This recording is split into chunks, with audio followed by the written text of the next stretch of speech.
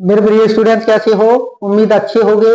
देखिए प्रश्न संख्या 14, प्रश्नावली 6.3 से एक 12 मीटर लंबी छड़ की छाया की लंबाई जमीन पर 8 मीटर लंबी है।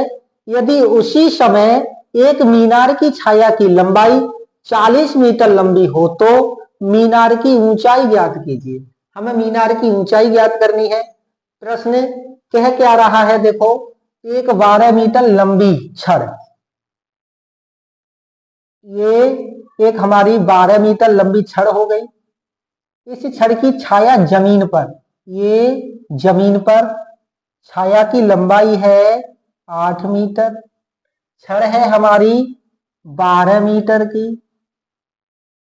और देखिए उसी समय जमीन की छाया यानी कि मीनार की छाया 40 मीटर लंबी हो। अब देखो यहां एक मीनार है, इस मीनार की भी छाया, इसकी पूरी छाया की लंबाई है यहां से यहां तक 40 मीटर। अब देखो इसे हम यूं करके मिला देते हैं। अब देखिए इसको मान लें हम ए बी सी, इसको मान लें पी क्यू, ये हमने मान ली।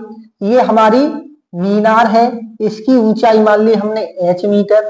अब देखिए हल करेंगे। दिया क्या है हमें? 12 मीटर लंबाई दी है छड़ की। अब देखो इसी से चलते हैं हम। सर्वप्रथम पी क्यू ए, हम पहले त्रिभुज ले लेते हैं छोटा वाला पी क्यू ए। त्रिभुज पी क्यू ए बराबर होगा त्रिभुज सी बी ए के। त्रिभुज सी बी ए के, ये दोनों त्रिभुज हमने मान लिए बराबर होंगे। अब देखिए इन्हीं त्रिभुजों में कोण पी क्यू ए बराबर होगा कोण सी बी ए। कैसे होगा? पी क्यू ए, क्योंकि क्यू क्या है हमारा 90 डिग्री का कोण है। सी बी ए, तो बी हमारा क्या है इसमें 90 डिग्री का कोण है। इस प्रकार से ये दोनों कोण कैसे हो गए? हमारे बराबर हो गए। और ये हो गए हमारे बराबर प्रत्येक 90 डिग्री से, क्योंकि दोनों कोण हमारे 90 डिग्री के, तो दोनों त्रिभुज हमारे बराबर होंगे। अब देखिए कोण P A Q, P A Q बराबर होगा कोण सी ए बी के।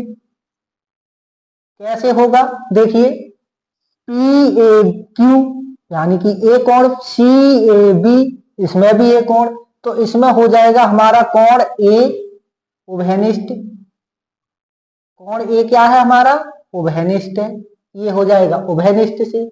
अब देखिए दोनों कोण हमारे, एक उभयनिष्ठ कोण से, एक प्रत्येक 90 डिग्री से, ये दोनों कोण हमारे बराबर हैं, तो इसमें समरूपता कसौटी कार्य कर रही है।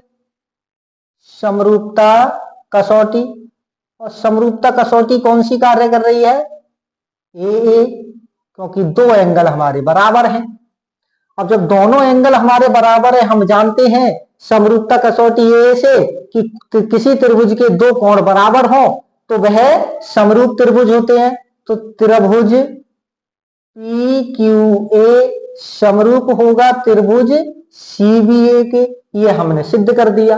अब जब हमने ये सिद्ध कर दिया तो त्रिभुज, अब पहले हम छोटे वाले में पी क्यू ए ले लेते हैं, पी क्यू ए त्रिभुज में ले लेते हैं। तो पी क्यू ए और त्रिभुज सी बी ए में, इन दोनों त्रिभुजों को हम ले लेते हैं।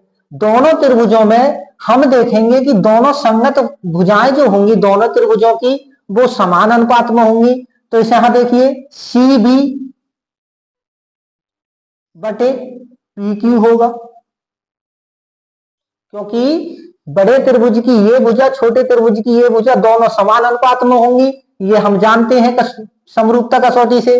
बराबर होगी बी ए, बड़े वाले त्रिभुज की आधार भुजा और छोटे वाले त्रिभुज की आधार भुजा क्यू ए, दोनों समान अनुपात में होंगी। बराबर बड़े वाले त्रिभुज की ये भुजा सी ए बराबर बटे पी ए, ये दोनों समान अनुपात में होंगी। अब देखिए जो मान दिया है हम वो लिख लेते हैं। सी बी दिया हमारी एच बटे में पी क्यू दिया 12 मीटर बराबर बी ए पूरी दी है 40 मीटर, क्यू ए 8 मीटर दी है। अब देखो इतनी की दी है उतना लिख लेते हैं, हम छोड़ देते हैं, कोई दिक्कत नहीं है। अब देखिए आगे यहां हम क्या करते हैं, बराबर में है दोनों तिरछी गुणा लगा देते हैं। तो 8 की एच में करेंगे तो 8 एच बराबर 12 की 40 में करेंगे 12 गुणा 40। तो 8 एच बराबर 12 चौक 48 यानी 480। एच बराबर 8 या गुणा में उधर जाएगा तो भाग में चला जाएगा 480 के। तो एच बराबर आ गया हमारा 8 छिंग 48 6 0 का 0 और ये मीटर में है तो मीटर में। हमारी मीनार की ऊंचाई आ गई 60 मीटर। यही है हमारा आंसर। धन्यवाद।